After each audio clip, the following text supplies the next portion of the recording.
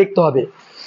আমি যতগুলা ভিডিও দিব স্টেপ বাই স্টেপ তোমাকে দেখতে হবে, না দেখলে তুমি কিন্তু কখনোই বুঝতে পারবে না। তো আমরা শুরু করে যাচ্ছি দশমিক থেকে বাইনারি। একটা জিনিস খেয়াল করো, এই অঙ্কটা দশমিকে আছে, কিভাবে বুঝলাম? এটার বেস 10।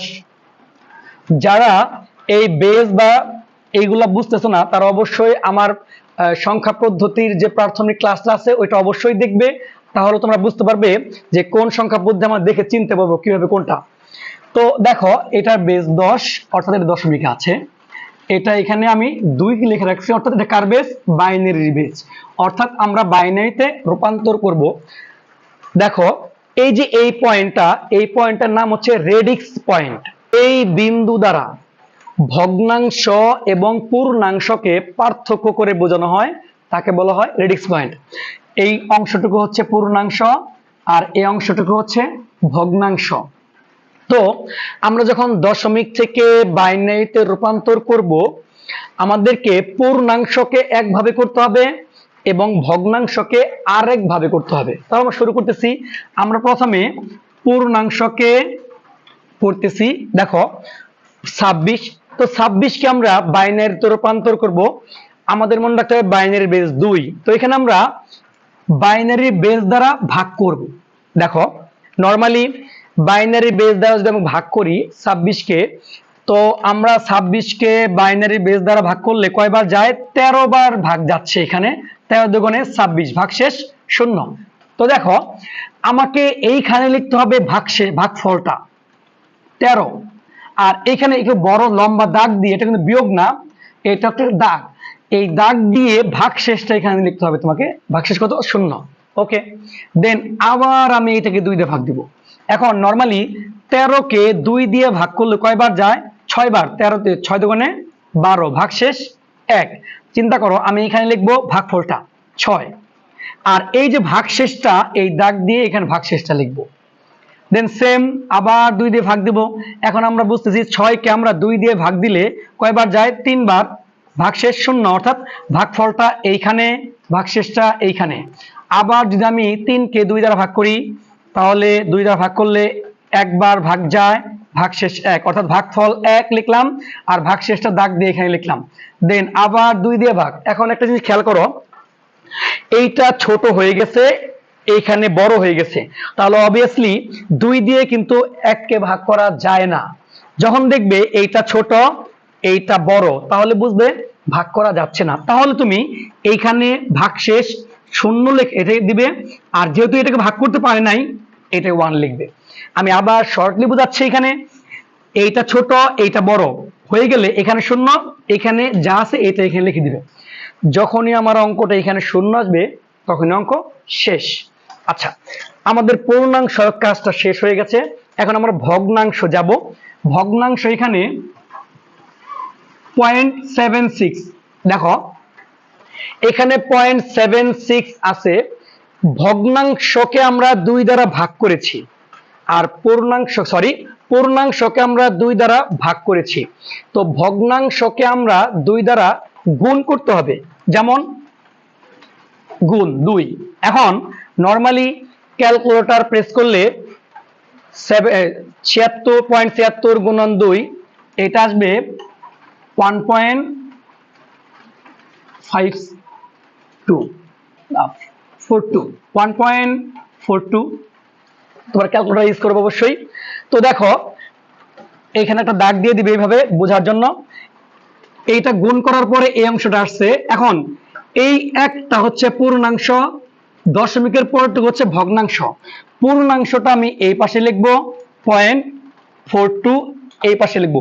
তোমাদের আরো বোঝানোর জন্য এখানে একটা লিখে দিচ্ছি পূর্ণাংশ,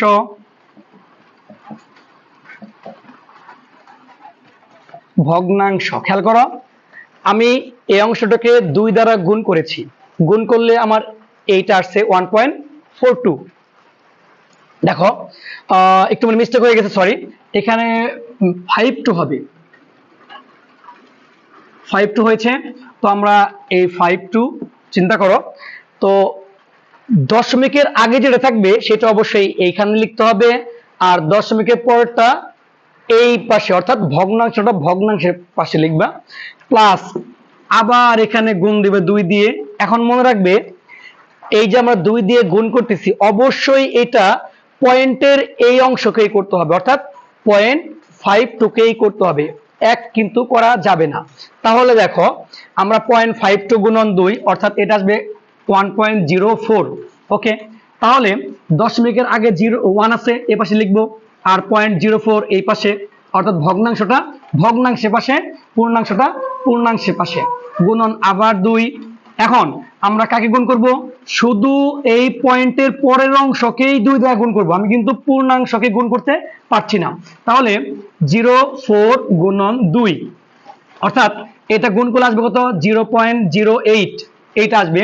তো দেখো দশমিকের এটা আসবে 0.08, তাহলে দশমিকের এই পাশে তুমি লিখবা 0 আর পরে আছে 0.08 গুণন আবার 2।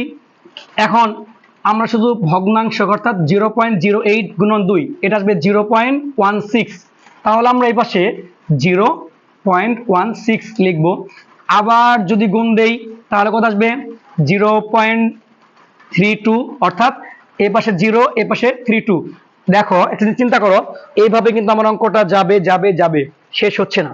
সেই ক্ষেত্রে তুমি 5টা ঘর লিখবে সর্বোচ্চ, 5 ঘর সর্বোচ্চ লিখবে, এর বেশি লিখবে না। তাহলে আমার মানে পুরো কাজ শেষ। এখন অ্যান্সারটা লেখার পালা। কিভাবে লিখবো? আমরা অ্যান্সার লিখতে হবে এই অংশটুকু নিচ থেকে উপর দিকে যাবে, আর এই অংশটুকু উপর থেকে নিচ দিকে যাবে। এটাকে বলা হয় এমএসবি, এটাকে বলা হয় এলএসবি, আর এইখানে হচ্ছে এমএসবি, এটাকে বলা হয় এলএসবি। দেখো অর্থাৎ MSB most is the significant with the bit, most বা ম্যাক্সিমাম অর্থাৎ সর্বোচ্চ, সিগনিফিকেন্ট কথার অর্থ হচ্ছে গুরুত্বের, বিট মানে সংখ্যা, সর্বোচ্চ গুরুত্বের সংখ্যা। লেস্ট এলতে least is the significant with the bit, অর্থাৎ লেস্ট সিগনিফিকেন্ট বিট, সর্বনিম্ন গুরুত্বের সংখ্যা। লেস্ট মানে সর্বনিম্নের, অর্থাৎ এই অঙ্কটা হচ্ছে সর্বোচ্চ গুরুত্বের, এটা সর্বনিম্ন গুরুত্বের। তাহলে সর্বোচ্চ গুরুত্বের অঙ্কটা সবার আগে লিখতে হবে, অর্থাৎ তুমি কমন ভাবে মনে রাখতে পারো অঙ্কটা লিখতে হবে এখানে এই পাশ থেকে, অর্থাৎ 1 1 0 1 0। কি বলছে আবার বলতেছি, নিচ থেকে 1 1 0 1 0 এইভাবে লিখতে হবে। দেন 26 পরে পয়েন্ট দিচ্ছি পয়েন্ট, আর এখানে লিখতে হবে উপর থেকে নিচ দিকে, অর্থাৎ 1 1 0 0 0। যেহেতু অঙ্ক আরো যেত তাহলে ডট ডট দিয়ে তোমরা লিখে রাখবে, দেন বেস 2 দিয়ে দিবে, কারণ আমরা অঙ্কটা তো বাইনারিতে রূপান্তর করতেছি। তাহলে অ্যান্সার লেখার পরে অবশ্যই একটা বেস দিতে হবে, কত? 2।